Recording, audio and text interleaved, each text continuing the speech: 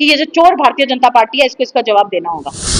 आया कि 550 करोड़ की चांदी वहां से गायब हो गई और सिर्फ आज 30 करोड़ की चांदी रह गई।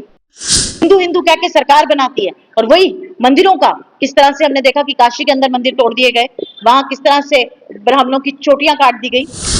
माता के दरबार से अगर चोरी हो सकती है, किसी को डर नहीं है कि माता के चरणों से अगर कोई चोरी कर सकता है तो वो फिर और क्या नहीं कर सकता।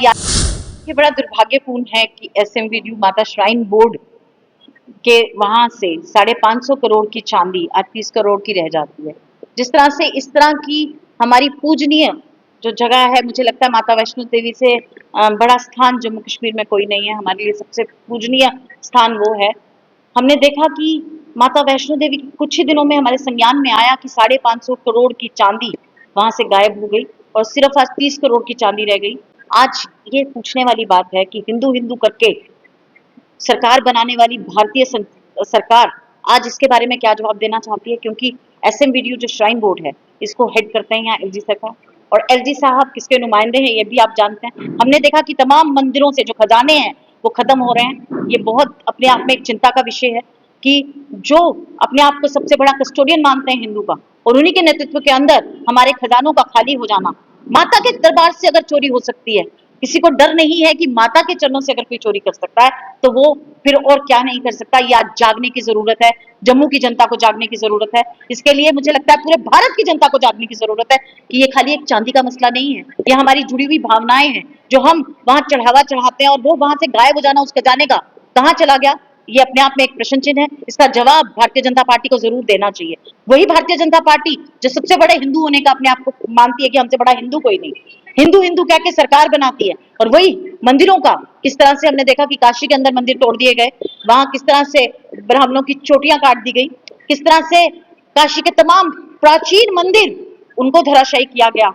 तो काशी से आप जानते हैं कि सांसद भी कौन है, और श्रीमान मोदी जी वहां के सांसद हैं। जब वहां ऐसा हो सकता है और यहाँ माता वैष्णो देवी के चरणों से इतनी चांदी का यहाँ से गायब हो जाना, ये बहुत बड़ा सवाल है कि माँ के चरणों में जो दुनिया भर से यात्री आते हैं वो एक बहुत अपने विश्वास के साथ और एक मुझे लगता है माता के सम्मान में जो वहां चढ़ावा चढ़ाते हैं उसका यहाँ से गायब हो जाना, ये अपने आप में सवाल खड़ा करता है। क्योंकि हमने देखा है कि लगातार माता वैष्णो श्राइन बोर्ड के ऊपर लगातार इस तरह से प्रश्न उठते गए हैं।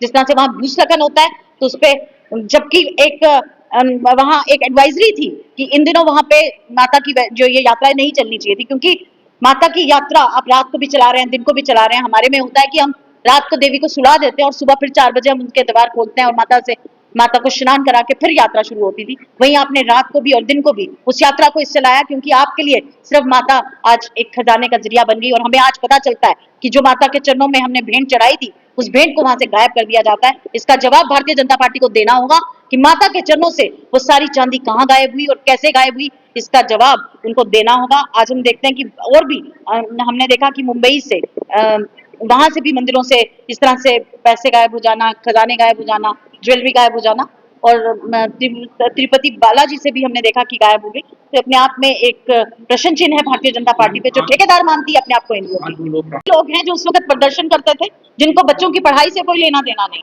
जिनको किसी भी धर्म जाति से कोई लेना देना नहीं।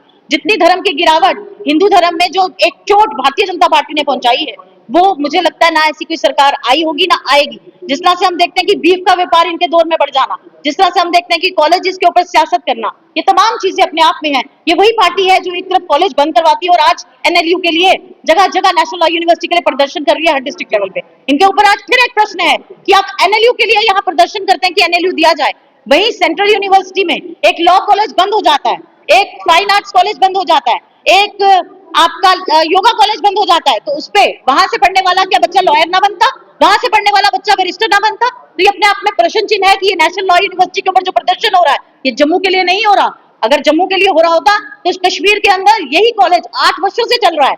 यहाँ के आपने तमाम VC जो है आपने बाहर से लाके लगाए, कश्मीर के अंदर तमाम VC जम्मू कश्मीर से लगे हैं। तो ये आपका जो लव फॉर जम्मू है ये नजर आता है, आपकी करनी और कथनी में जो अंतर है वो स्पष्ट साबित होता है। क्योंकि आज जो दृश्य देखने को मिलते हैं वो इस तरह से हैं कि मंदिरों के पैसों पे इनकी नजर है, मंदिरों के खजानों की लूट मचा रखी है। तो ये भारतीय जनता पार्टी किसी भी हद तक गिर सकती है। ये सिर्फ जिस तरह से इन्होंने चोरी करने की कोई साधन छोड़े नहीं, तमाम इंस्टीट्यूशंस जो कांग्रेस ने अपने समय में बनाई थी उनको इन्होंने बेच डाला। आज इन्होंने माता के खजानों को भी चुराना शुरू कर दिया। ये आप खुद ही कह दीजिए कि ये जो चोर भारतीय जनता पार्टी है, इसको इसका जवाब देना होगा।